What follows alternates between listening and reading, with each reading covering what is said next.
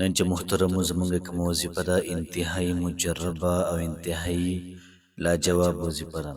محترم مسلمانانو خویندو کو تاسو دا غواړئ ستاسو هر حاجت هر ارمان هر مقصد دی د غیب نه پوره شي، زر دې پوره شي، فورا دې پوره شي. نو دا وظیفه بالکل دا ستاسو لپاره ده. تاسو را غواړئ چې زموږ د هر قسم مشکل دا ختم شي او یا دغه مشکل دې په ښه طریقې سره دا حل شي او موږ ته د ښکلې پرسکونه زندګي دا را نصیب شي. نو بالکل دا ویډیو ستاسو لپاره ده. په خپل هم دغه وظیفه وکړئ، دغه رنګې ملګرو سره یې هم شریکه کړئ. محترم مسلمانانو خویندو، نن چې کومه زموږ وظیفه ده انتهایی لاجواب او انتهایی پاورفل وظیفه ده. موږ مانځه کې درود شریف وایو، بیا د هغې نه بعد یوه دعا وایو. د دې یو مختصر وظیفه در کوم درته، ډیره زیاته بهترینه او ډیره زیاته عظیم شانه ده. الله پاک په درود ابراهیمی کې د ابراهیم علیه السلام ذکر کوي او موږ هم دا وایو اللهم صل علی محمد. یا الله پاک درود و سلام ولګي په نبی کریم صلی الله علیه و آله وسلم باندې وعلى آل محمد او د نبی کریم صلی الله علیه و آله وسلم په آل باندې کما صلیت علی ابراهیم وعلى آل ابراهیم، لکه څنګه ته رحمت لګلو درود و سلام لګلو په ابراهیم علیه السلام باندې د هغه په آل باندې انک حمید مجید، بشک ته ستایل شوی او بزرګي. اللهم بارک علی محمد وعلى آل محمد، یا رب نبی کریم علیه السلام ته برکت ورکا او دغه آل ته برکت ورکا. کما بارکت علی ابراهیم وعلى آل ابراهیم انک حمید مجید، لکه څنګه ته برکت ورکړو ابراهیم علیه السلام ته د ابراهیم علیه السلام آل ته ورکړو، بشک ته بزرګي او ستایل شوی. دلته کې ابراهیم علیه السلام د پاره لفظ د برکت استعمال شوی دی، لفظ د رحمت استعمال شوی دی. او الله پاک ابراهیم علیه السلام ته خلیل وی، خپل دوست ته وی، او نبی کریم صلی الله علیه و آله وسلم ته الله پاک محبوب ته وی. د محبت دو علامې دي، دوا. یو د محبت علامه ده ذاتی او بل د محبت علامه ده صفاتی. د صفت د وجې نه د چا بل چا سره محبت وي، او لومبۍ خبره د ذات د وجې نه یو سړي بل چا سره د محبت وي. د صفاتو د وجې نه بل چا سره محبت هغه داسې لکه چې یو شاګرد دی ډېر زیات محنتي دی، ډېر زیات محنتي دی، نو دا د محنت د وجې نه، د محنت د وجې نه د استاد ته ګران دی یا مور پلار ته ګران دی. دا خو صفت شو. او بل ذات شو. بعض وخت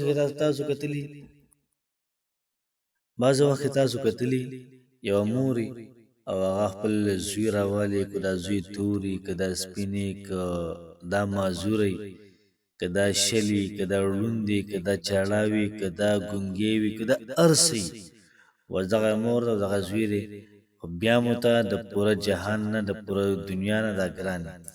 دا محبت شو، ذاتی محبت شو. دې ځکه الله پاک ابراهیم علیه السلام سره محبت کوي، صفاتی محبت کوي. او نبی کریم صلی الله علیه و آله وسلم سره الله پاک ذاتی محبت کوي.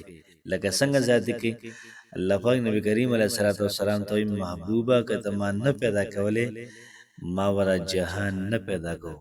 نو ځکه الله پاک له لقب ورکوم محبوب.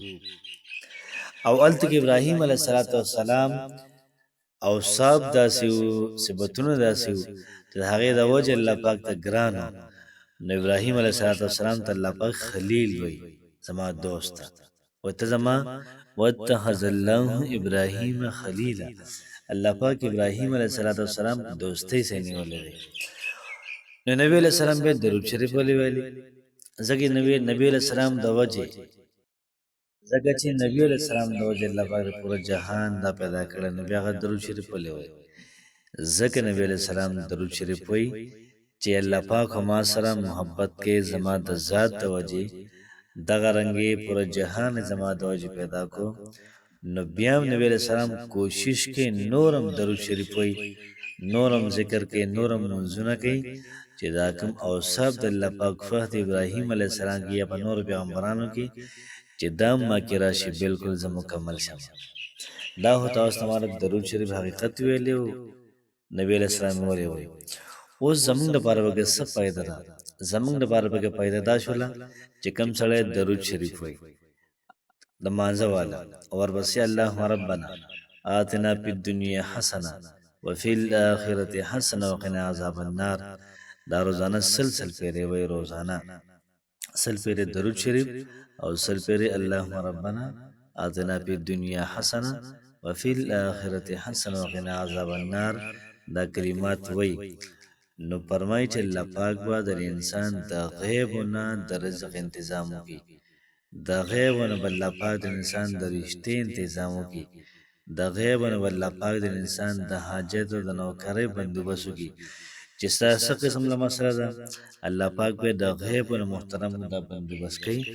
که تاسو چېرته ارجنټ کار کول غواړئ نو درود شریف هدیه سازه کوئ، 1000 پیرې برابر کړي، 2000 پیرې برابر کړي. نبی علیه السلام هغه آلته یا فاطمة الزهرا رضی الله تعالی عنها ته وبهئ، انشاءالله العزیز د هغې نه بعد دعا وکړئ، الله پاک به د هر مسله حل کوي. ډېره زیاته او عظیم‌الشانه وظیفه ده. بل درود شریف ویل دي الله پاک به تا باندې رحمتونه نازلوي، الله پاک به تا تعالی برکتونه درکوي. لکه څنګه چې ته دعا کوې چې الله پاک ابراهیم علیه السلام ته برکت ورکړي، یا نبی علیه السلام ته برکت ورکړه، یا رحمت ولګي ابراهیم علیه السلام باندې، رحمت ولګي نبی علیه السلام باندې، چې هغوی لپاره دعا کوي نو خامخا اثر دا پتا باندې خامخا کوي، پتا هم رحمتونه او برکتونه د الله پاک راورېږي، نو ته به یو ډېر زیات لوی برکتي انسان یې. کوشش وکړئ محترم دغه کلیپ یا دا وظیفه به خپله هم وکړئ او دغه رنګې ملګرو سره هم شیر کړئ. الله پاک هم خوشحاله آباد ساته. السلام علیکم ورحمة الله وبرکاته.